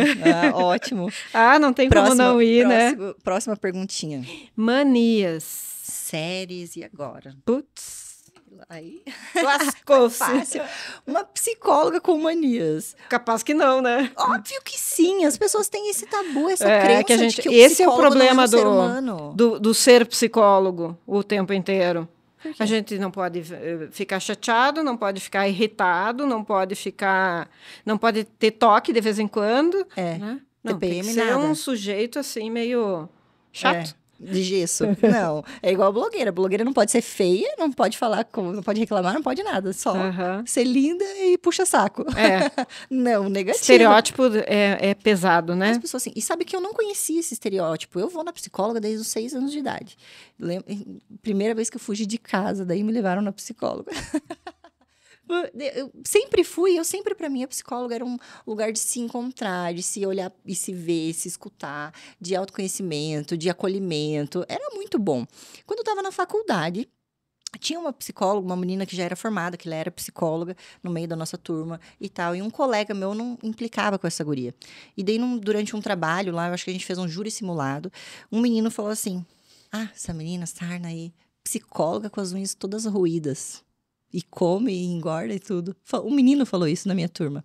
E eu nunca tinha reparado. Daí eu falei, por que, fulano, por que tu pensa isso? Né? E daí ele falou, imagina se ela rói a unha. E psicóloga rói a unha é o fim do mundo. E daí ali eu vi que as pessoas tinham expectativas enquanto super-humano em relação às profissões, né? O psicólogo, por exemplo. Sim. E eu fiquei assim, embasbacada. Falei, nada a ver isso que você tá falando. Porque lá tem uma pessoa, né? Mas você sabe que é inconsciente, eu acho que essa posição que o médico, essa posição que o fisioterapeuta, que o dentista, que o psicólogo o das áreas humanas, né? Invariavelmente são cobrados. Né? A gente coloca vocês em uma posição de um patamar, assim, um pedestalzinho, inconscientemente. A minha atual terapeuta, vou mandar um beijo pra ela, Camila Torres. Acho que foi você foi você ou foi a Karine Rizard que me encaminhou pra ela? Acho que foi a Karina, Acho que foi a Karine. Camila Torres. Tô já há 5 anos, quase 6 já com ela. Eu vi ela um dia caminhando na rua. Eu tava parada no semáforo, dentro do carro, dirigindo eu e meu namorado dentro do carro. Eu olhei ela vindo, assim, domingo à tarde, 3 horas da tarde, calor. Ela tava de camisetinha, shortinho, chinelo, normalzinha, não tava feia, tava arrumadinha. E segurando de mão dada com uma criança atravessando a rua. Aquilo me quebrou.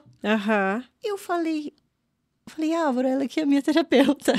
E daí ele falou assim, legal. E daí eu falei, não, mas olha, ela tá andando na rua. Normal. Chupando picolé. Como assim, sabe? A gente... Viu como é grande isso? Me policiei e falei, por que eu tô preocupada com isso? Ela é uma pessoa. A gente coloca isso, né? De um patamar de esperar. Quais são as suas manias? Não, acho que eu vou esquecer a pergunta.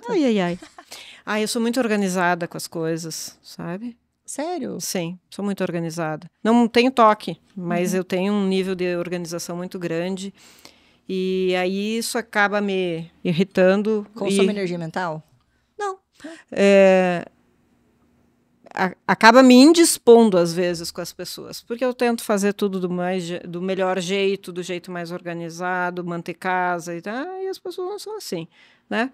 Adolescentes em casa, invariavelmente, não são assim, né? Não, nunca. Mas agora eles moram sozinhos e estão aprendendo. E daí eles procuram a organização?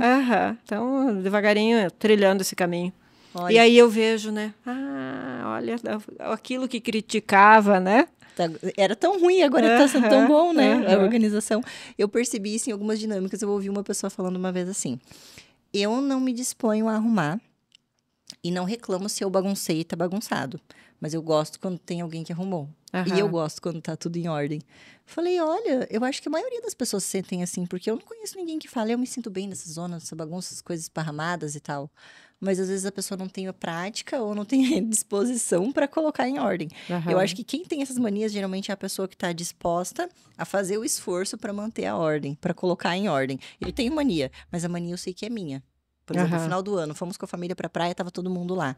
Eu queria que a calçada fosse lavada, eu queria que isso, eu queria que aquilo, não fico impondo para os outros. Mas a mania de limpeza, eu acho que até um certo ponto ela é boa. Aham. Descobri recentemente que a mania de organização e limpeza tem feito mal para as mulheres modernas em alguns aspectos. Veja, acompanhe esse raciocínio. As mulheres procrastinam bastante. E daí ficam fazendo tarefas simples, como, por exemplo, limpar e organizar, e se sentindo produtivas fazendo isso, mas na verdade é uma maneira de procrastinar as coisas realmente importantes, produtivas e divisoras de águas na carreira e na vida. Uhum. Olha só que interessante. Então tem que cuidar com a maniazinha, né? Eu acho que esse tema é um tema. Eu li um livro agora e que eu acho que entra muito bem disso. Chama O Paradoxo da Escolha, tá? Que é Barry Schwartz. É um psicólogo cognitivista americano que ele diz o seguinte: nós vivemos num mundo. A palavra que mais se fala é procrastinação, né? Mas por que as pessoas procrastinam? Então ele diz o seguinte: hoje nós temos um absurdo de informação, um absurdo de opções, um absurdo de tudo, né? Pensa, antigamente poderia escolher 3 carros: Volkswagen, Ford e o que era o comum? Volks, Ford, Fiat. Talvez, né? Hoje tem muitas. Cada hora surge uma marca nova, né?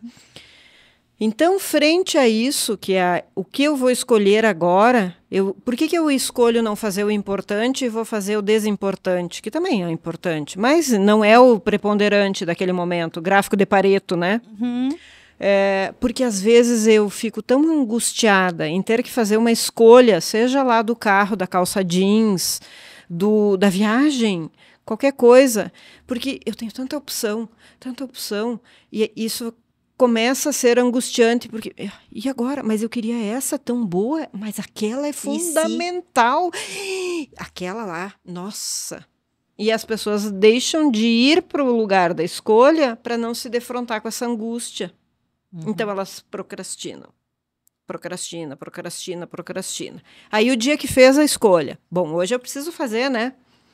Vai lá, faz a escolha e aí diz assim no final: que porcaria, não era isso que eu esperava, a calça não é tão boa assim, o carro não é tão bom assim, aquele outro era melhor. Então a gente vive num mundo hoje de procrastinação e de frustração. Procrastina para se livrar da possibilidade de errar. Quando faz a escolha, confirma que errou. Porque já tem um novo produto ali no mercado. Superado muito rápido, né? A tua escolha foi superada. Então, isso que tu fala aí, né? Das mulheres hoje como sofrem. A gente também tem que escolher papéis, né? Escolher ficar em casa e lavar uma louça, estender uma roupa, às vezes é escolher não responder aquele cliente, aquele orçamento. Exatamente. Né? Então, se você escolheu, mas vai para um lugar, vai para um lugar às vezes de profunda tentativa de se livrar de algo que nunca se livra, que é no final, mas eu não deveria estar fazendo isso agora, eu deveria estar fazendo a outra coisa. E se eu estivesse trabalhando, eu deveria estar cuidando do filho. E não, eu deveria estar fazendo academia. Sim. A gente está sempre... Tô assistindo, devia estar lendo. Tô lendo, devia estar malhando. Tô malhando, deveria estar descansando. Então nunca fica feliz com o que escolheu. Olha. Interessante, né? Muito interessante. E eu gosto de ler a respeito das coisas que me afligem. Procrastinação, um tempo atrás, era algo que estava assim, me consumindo. 2020, 2021, sabe? E daí eu estava muito em cima de técnicas. tudo que você imaginar de técnica eu fiz. Aham. Pra ir melhorando essa questão, sabe? De dopamina, de pomodoro, de controle do tempo, de fazer isso, de fazer aquilo, checklist, tudo. E daí, às vezes você faz o checklist. Sabe o que eu li esses dias? Você fez uma coisa que não estava no checklist, adiciona ela e risca. Então, tudo que você imaginar pra ir lutando contra isso, eu já fiz. Eu acho um tema interessantíssimo, isso das Aham. escolhas e da procrastinação. E não é só comigo. Acho que é geracional a questão, Sim, viu? é o tema do momento. Viu? Falando em tema, tem muito tema nesse papel seu aí. Vamos falar de um deles. Vou deixar você sortear aí um assunto pra gente falar, já que você trouxe umas anotações. A anotação da série deve ser coisa quente. Não, é que eu gosto pauta muito quente. de uma frase. Diga. Essa frase é de um livro que eu li de Schopenhauer, filósofo alemão, depressivo, né? Que via o mundo como um Pessimista, sofrimento. né? Um sofrimento. Uhum. Mas é uma frase que me cala muito, porque ela diz: a tarde é a velhice do dia. Cada dia é uma pequena vida e cada pôr do sol uma pequena morte. Então essa frase me cala muito, porque eu entendo que a gente tem que viver um pouco assim. Os dias têm que ser bem vividos, né? Porque morreu. Daqui a pouco vai morrer esse dia, né? Vai se eternizar na nossa lembrança, vai se eternizar em vários momentos. Mas o que eu poderia, de fato, ter feito é só hoje. E eu tento seguir um pouco isso, sim, sabe? E passar um pouco para as pessoas essa ideia. Faça. Haja. Não deixe. Muito, muito interessante. Muito interessante. Eu adorei essa frase. Eu acho que vou adotar essa sua frase, viu? Aqui, cada entrevista eu saio com um conhecimento que eu vou levando para a vida e fica me rebuscando, sabe? Claro. Muito inteligente. Isso é inteligência. É aprender com os outros, né? Você já selecionou, eu vou pegar uma da sua playlist. Já fiz o trabalho, né? E agora nós estamos quase na tarde do nosso podcast. Aí vamos pegar mais uma perguntinha. Vamos. Aí, vinho e gastronomia, a gente já falou, né? Já falou, vamos mudar. E esse daqui a gente sorteou antes e colocou sua casa. Minha casa. Séries, a gente falou sobre vida profissional, sobre tudo, e a gente falou um pouco sobre você, né? Sobre a sua casa, sua vida pessoal. Como que é a composição da sua casa hoje? Você mora em Cascavel ainda? Sim. Quantos filhos você tem? Eu tenho 2 guris, né? O Bernardo, advogado, 24 anos, mora em Curitiba, fez faculdade lá, já ficou lá e mora lá, né? Ele escolheu uma área de direito societário e contratual, né? Então, uma área que aqui ainda não tem um espaço tão grande e lá já tem um espaço bem maior, né?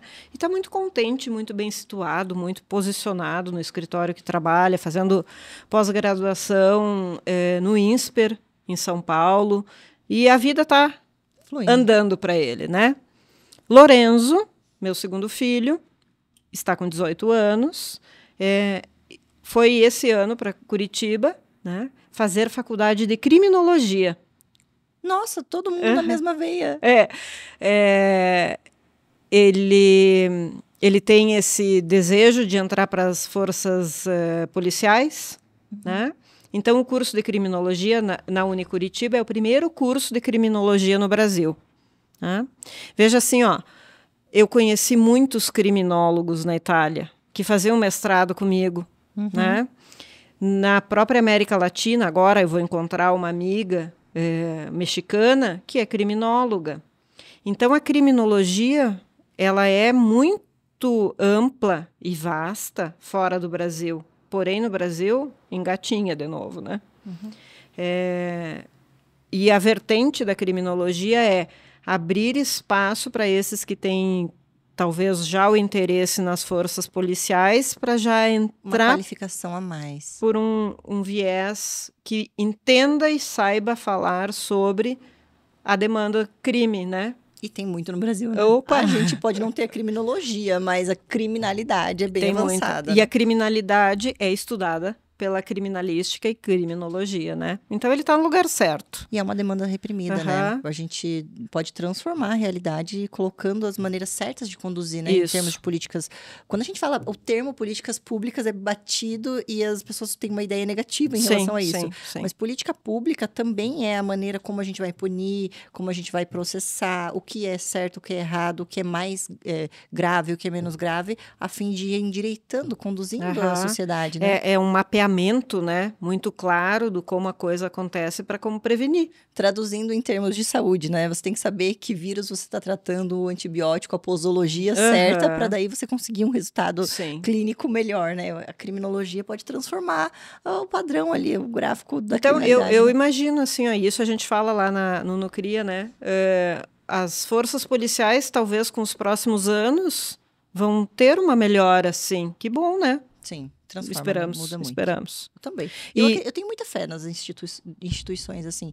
No direito tem um pouco menos, né? Porque dei uma cansada, não... E vivi um pouco diferente. Mas eu acho que tem muita gente bem intencionada e capaz dentro das instituições. Isso muda o mundo, né? Muda muita coisa. Sim. Então, eu acho que esses meninos já estão encaminhados, agora moram em Curitiba, né? Moram numa casa imensa. E aí... sobrou eu e meu marido. E pets? Não tem. Tem um canarinho. Canarinho? De onde um canarinho serve? Porque quando eu era pequena, meu pai tinha um viveiro de canarinhos. Tinha lá 50 canarinhos. Aquele canto, aquela alegria do canarinho, é tão gostosa para os meus ouvidos. E eu estudei piano muito tempo. Eu acho o canarinho muito afinado. Né? Então me faz bem para os ouvidos músicas assim, né? Para você ver, quem olha para ti diz que você tem um canarinho, né? Aliás, quem olha para ti não diz também é profissional, não tem como falar diferente, experiente que você é. Sério, você é muito bonita. Muito obrigada. Você é bonita, nunca vi você cansada, nunca vi você feia, desarrumada, nada. Sempre vi você bonita, pele boa, cabelo bom. Você é uma mulher muito bonita. Eu tive olhando, inclusive, dando uma stalkeada em você. Umas fotos mais antigas suas. E sabe que eu acho você mais bonita agora do que mais nova. Por exemplo, quando você tinha a minha idade, né? Não precisa revelar se você faz procedimentos, tá? A gente não vai... Mas achando você muito mais bonita agora. Parece que de quando eu te conheci, tipo, 10 anos atrás, 8, 9, sei lá quantos anos atrás, tá igual ou melhor, sabia? Que bom, obrigada. Muito bom, um beijo no coração da sua eu acho que as opções estão aí, a gente tem que usufruir. Né? E eu acho que tem a ver muito com essa frase. Aproveite o dia. Aproveite o dia, carpe diem, né? E vamos fazer o melhor de tudo. Eu tenho uma frase bem feminina, meio fútil, assim, minha, que eu gostei nas últimas semanas, que é assim... Como assim quem nasceu nos anos 2000 tem 23? Eu nasci em 93 e também tenho 23. Eu tô mais ou menos por aí, né? Você formou em 91, mas também tem 23. 24, eu acho, né? Estamos aqui. Sério, que delícia. Eu acho que casa é o colo do adulto. Olha, que interessante. A gente tem que voltar para casa e se sentir abraçado, acolhido. Não só por um sofá, mas por um afeto que existe dentro de casa. Então, a gente não tem mais colo de mãe, colo de pai, colo disso. É a nossa casa que dá o colo. O nosso próprio colo, né? Sabe aquele lugar em que você vai para você se ouvir, para você se ver? Então, casa para mim é isso, sabe? Um colo. Muito interessante. Tem pessoas que têm significados completamente diferentes de casa. Experiência olfativa, uma comida específica, um momento, um hábito. Realmente, isso do colo faz muita diferença. Para quem busca o desafio, o desenvolvimento, o crescimento, a carreira, mudar a vida das pessoas, isso envolve também algo difícil, desafiador na rua, e que esse colo é a casa, né? No final de um dia, no final de um curso, no final de um mês de trabalho, é a casa, né? O colo, a casa é um colo. Para algumas pessoas que talvez não tenham essa busca nesse estilo de vida... Procure olhar a sua casa assim, né? Procurar olhar a casa assim. Para quem não tem esse estilo de vida, talvez não tenha essa sensação de colo na casa, né? Mas para quem vive esse desafio, essa busca, né, esse crescimento... Esse burburinho de fora, né, precisa desse o colo. colo, verdade. Que delícia. Para mim, quando eu penso em colo, eu penso, tropeçou, caiu de bicicleta, corre no colo da mãe. Uhum. Não sei o que, procura um colo. Deu errado um negócio. Vou procurar teu colo. Sabe? Isso tem muitos significados especiais. Especial foi nossa entrevista, né? Gostou do nosso bate-papo? Eu adorei conversar. Gostoso. E você viu só como as coisas fluem naturalmente quando você tem o que agregar? Tem algumas pessoas que são tão fáceis de entrevistar, tão leve. Por mim, eu queria ficar mais umas 3 horas conversando contigo. A gente podia combinar uma próxima visita. Vamos fazer algo diferente, especial para você falar depois, quando esses projetos já estiverem em andamento, implementando. E eu queria ouvir mais uns causos seus, porque a tua profissão envolve umas coisas tão interessantes, assim, tão diferentes. Para você que vive isso todo dia, passa batido, vira naturalidade, sabe? Vira algo leve, comum.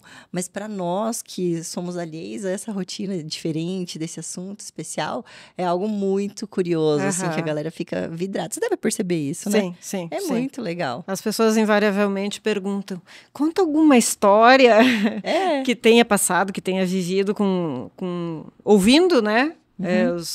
Do seu aprendizado com as pessoas e tudo mais. Então, sim, tem muitas histórias. Né? Também, nesse aspecto também tem muitas surpresas, né? Revelações, coisas diferentes. Não só pro mal, mas às vezes pro bem também, né? Pro lúdico, pro fofo, pro romântico, todos os tipos de surpresa. As pessoas são multifacetadas, né? Então, quando estão lá comigo, se apresentam-nos todas as suas faces, né? Eu gosto dessa possibilidade. E quando elas se apresentam para ti, elas se apresentam para elas também. Claro. Isso é muito importante, né? Séries, não quero encerrar a nossa entrevista sem você dizer pra gente o que você preparou de especial para nos contar. Se tem algo que você gostaria de deixar uma mensagem pra galera de casa, algo séries para deixar sua assinatura na passagem aqui no Paciente 45. Além dessa frase que eu gosto tanto, né? Eu acho que viver como... Sempre disse Nietzsche, a gente sempre tem que entender o retorno. A gente tem que ir, mas tem que voltar. Né? E fazer a vida andar para frente, mas sempre voltar para entender as suas bases. Né? Porque nunca se perca da sua base.